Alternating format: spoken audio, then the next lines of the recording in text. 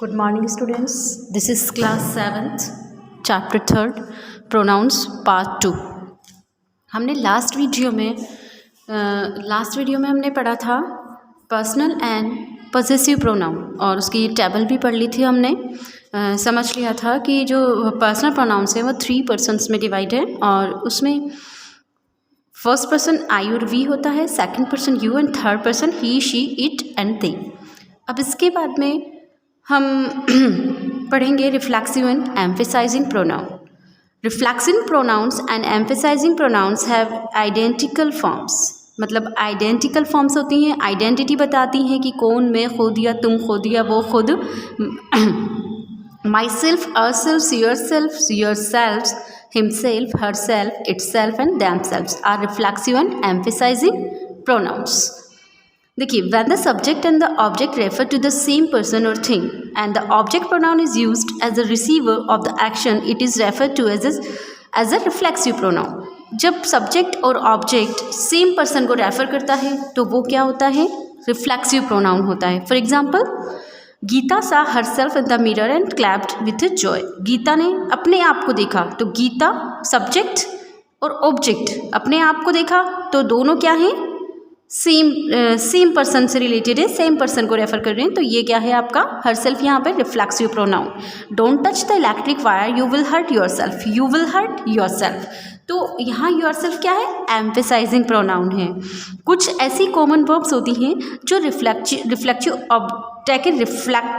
Object, कुछ ऐसी common verbs होती हैं जो रिफ्लेक्सिव ऑब्जेक्ट को लेती हैं. मतलब हमेशा रिफ्लेक्टिव ऑब्जेक्ट ही आता है, रिफ्लेक्सिव ऑब्जेक्ट ही आता है इनके बाद में. जैसे कि एक्विट है, एडेप्ट है, अवेल है, absent, blame, conduct, enjoy and present. इन सब के ये जब वर्ब आती हैं, ये किसी भी फॉर्म में आए, चाहे वो सेकंड फॉर्म में आए या फर्स्ट फॉर्म में आए, लेकिन इनके बाद में हमेशा जो ऑब्जेक्ट होता है वो रिफ्लेक्सिव फॉर्म में ही होता है. देखिए, he has adapted himself well to the hostel life. He has adapted himself, adapted जहाँ आ जाएगा वहाँ पर हमेशा क्या आएगा, इसमें रिफ्लेक्सिव ही ऑब्जेक्टिव आएगा, ऑब्जेक्ट आएगा. We enjoyed ourselves, we enjoyed ourselves, क्योंकि यहाँ पर क्या है, रिफ्लेक्सिव ही ऑब्जेक्ट आएगा. क्योंकि रिफ्लेक्सिव प्रोनाउंस क्या होते हैं, जिसमें सब्जेक्ट एंड ऑब्जेक्ट दोनों सेम पर्सन से रिलेटेड होते हैं. और ये जो वर्ब आपको इसलिए दिए कि इन वर्ब के बाद में लगाने का कोई रूल नहीं है, लेकिन इन वर्ब के बाद हमेशा रिफ्लेक्सिव ऑब्जेक्ट ही प्रीफर करते हैं. देखिए, अब एम्फेसाइजिंग प्रोनाउन क्या होता है. When a pronoun is used to emphasise a particular noun और pronoun, it is referred to as an emphasising pronoun. They are also called emphatic pronoun. देखिए, when a pronoun is used to emphasise a particular noun, इस emphatic क्या होता है कि reflexive and emphatic pronoun same होते हैं, वही self वाले होते हैं. लेकिन इसमें क्या होता है, हमेशा सिर्फ इसमें तो हम नॉर्मल वे में कह दिया हमने कि Gita saw herself in the mirror and clapped with Joy. लेकिन एम्फेटिक प्रोनाउन में क्या होता है, हम किसी पर्टिकुलर नाउन या प्रोनाउन पर एम्फेसाइज करते हैं, मीन्स दबाव डालकर किसी बात को कहते हैं, वो एम्फेटिक प्रोनाउन कहलाते हैं. यस, देखिए एग्जाम्पल देखिए इसका. I close the door myself, this parcel is to be sent today itself. अब यहाँ पर क्या है, इस आई प्रोनाउन पर क्या दिया गया है, जोर दिया गया है, एम्फेसाइज किया गया है यहाँ पे. देखिए कि I close the door myself, मैंने खुद ने डोर बंद किया.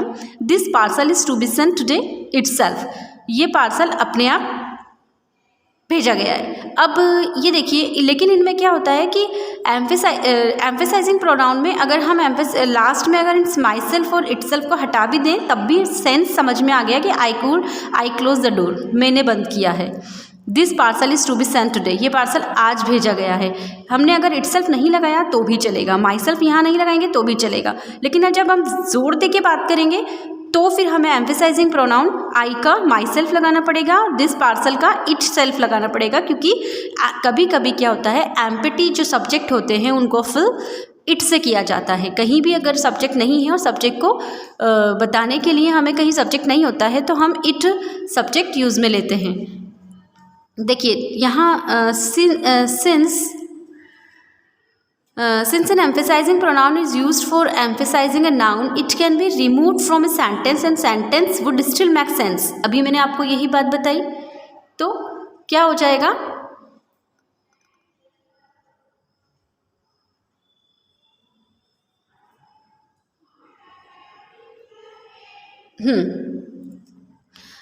कि हम अगर इटसेल्फ यहाँ से हटा दें और माई सेल्फ अगर हम हटा दें तो भी ये क्या होगा, आपका सेंस जो है वो कंप्लीट हो जाएगा. अब आप देखिए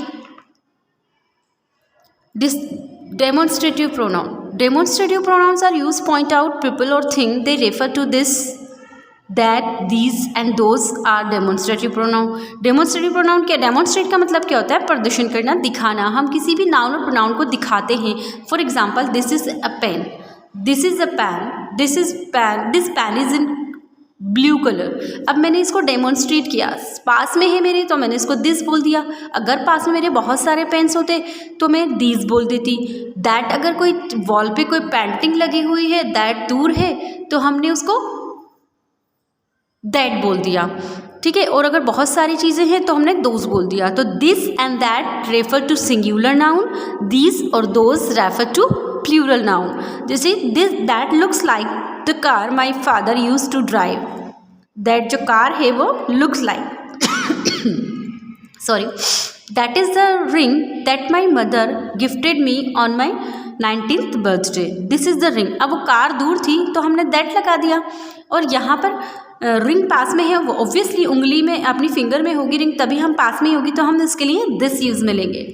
अब रिमेंबर वाली क्या बात है इसमें कि a demonstrative adjective is placed before a noun while a demonstrative pronoun is used in place of noun.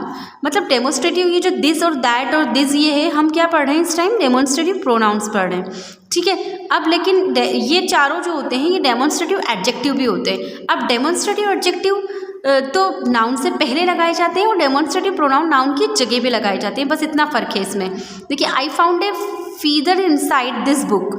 I found a feather inside this book. मैंने ये फीदर को जो मुझे क्या मिला, फीदर कहाँ, दिस बुक. ये डेमोन्स्ट्रेटिव एडजेक्टिव है कि बुक के अंदर मिला. बुक प्रोनाउन है, सॉरी बुक नाउन है, नाउन से पहले हमने दिस बुक डेमोन्स्ट्रेट कर दिया. तो ये इस नाउन को हमने डेमोन्स्ट्रेट किया तो हम ये क्या हो गया, डेमोन्स्ट्रेटिव एडजेक्टिव हो गया. But this is the boy who help the injured puppy. Demonstrative pronoun, क्योंकि this is the boy who help. अब इस बॉय के लिए हमने यूज में लिया है दिस, कि ये लड़का है वो.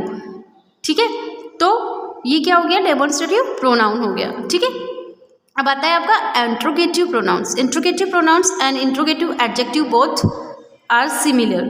जैसे कि डेमोन्स्ट्रेटिव एडजेक्टिव डेमोन्स्ट्रेटिव प्रोनाउंस होते हैं, ऐसे ही demonstrative adjective and interrogative pronouns और इंट्रोगेटिव एडजेक्टिव भी होते हैं. A pronoun used to ask question about nouns is called interrogative pronoun. Who, whom, whose, which and what are interrogative pronouns. देखिए, who is your partner for this dance competition. who is your partner. अब उस partner के नाम की जगह हमने क्या use में लिया, who. तो ये क्या हो गया हमारा, इंट्रोगेटिव एडजेक्टिव हो गया. ठीक है, which is the tallest building in India. Which, अब इंडिया की टॉलेस्ट बिल्डिंग का जब हम नाम बताएंगे तो उस नाम की जगह हमने क्या यूज़ में लिया, विच. इसीलिए ये इंट्रोगेटिव प्रोनाउन है. लेकिन interrogative adjective place before a noun, जैसे कि interrogative demonstrative adjective is placed before a noun, same is an interrogative adjective is placed before a noun while interrogative pronoun is used in place of a noun. Which bag is yours. Interrogative adjective है, विच bag is yours. Bag से पहले हमने विच किया कहा तो ये क्या हो गया, इंट्रोगेटिव एडजेक्टिव हो गया. लेकिन विच इज़ योर बैग, कौन सा वाला है, तो कौन सा वाला और कौन सा, तो ये क्या है, इंट्रोगेटिव प्रोनाउन है, क्योंकि उसकी बैग की जगह हमने यहाँ पर विच लगा दिया. तो ये इंट्रोगेटिव प्रोनाउन हो गया और ये इंट्रोगेटिव एडजेक्टिव हो गया. अब रेसिप्रोकल प्रोनाउंस क्या होते हैं, जो कि रिलेशन बताते हैं एक दूसरे का, एक दूसरे से रिलेशन, म्यूचुअल रिलेशनशिप बताने वाले प्रोनाउंस रेसिप्रोकल प्रोनाउंस होते हैं. जैसे कि ईच अदर और वन अनदर. एग्जाम्पल है इसका, the two sisters love each other. दो सिस्टर जो है वो एक दूसरे से प्यार करती है. We should help one another in need. One another, each other only two people के लिए आता है और वन अनदर दो से ज़्यादा के लिए आता है. ठीक है, अब आता है आपका डिस्ट्रीब्यूटिव प्रोनाउंस. डिस्ट्रीब्यूटिव प्रोनाउंस जो होता है वो that refer to person or thing at a time are referred to as distributive pronouns. Each, either and neither are distributive pronouns. They are always singular and stack a singular verb. देखिए pronouns जो refer करते हैं person और thing को one eight ए time, एक बार, जैसे कि either या each of this students is genius, मतलब स्टूडेंट्स प्रत्येक जो स्टूडेंट्स है वो जीनियस है. We can appoint neither of this candidates. इन कैंडिडेट में से हम किसी को भी अपॉइंट नहीं कर सकते. तो नाइदर नेगेटिव सेंस में आता है और आइदर पॉजिटिव सेंस में आता है. देखिए अब आता है आपका इंडेफिनिट प्रोनाउन. इंडेफिनिट प्रोनाउंस वो प्रोनाउंस होते हैं जो हम जर्नल वे में किसी पर्सन और थिंग्स के बारे में बात करते हैं, लेकिन कैसे? वो जर्नल वे में, जर्नल वे में बात करते हैं. जैसे कि किसी पर्टिकुलर पर्सन और नाउन को या प्रोनाउन को हम प्रीफर नहीं करते हैं. जैसे एग्जाम्पल्स इनके हैं all, one, some, another, any, anybody, anyone, anything, everyone, everything, few, many, none, several, somebody, nobody and someone. जैसे someone is knocking at the door. someone अब हमें नहीं पता कौन है, पर्टिकुलर नाउन के बारे में हमें नहीं पता, तो ये क्या हो गया? someone. आपका any help, do you want any help, one must keep, one must promise. तो वन मतलब किसी एक के लिए हम नहीं कह रहे हैं, हम सबके लिए जनरल वे में कह रहे हैं कि प्रॉमिस सबको रखना चाहिए. नोबडी आंसर्ड माई क्वेश्चन, किसी ने मेरा आंसर नहीं दिया. हमने जनरल वे में सबका कह दिया nobody answered my question, everybody answered my question. इस जगह हम ये भी कह सकते हैं. तो हम जब जहाँ किसी पर्टिकुलर नाउन या प्रोनाउन को रेफर नहीं करते, सिर्फ जनरल वे में हम बात करते हैं, तो वो वाले जो वर्ड्स होते हैं वो इंडेफिनिट प्रोनाउन कहलाते हैं.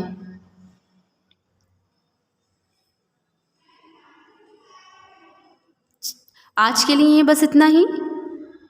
इंडेफिनिट प्रोनाउन नेक्स्ट पार्ट, आगे के जो प्रोनाउंस है relative pronouns, omission of the relative pronouns, ये सब हम नेक्स्ट वीडियो में पढ़ेंगे. Till then thank you.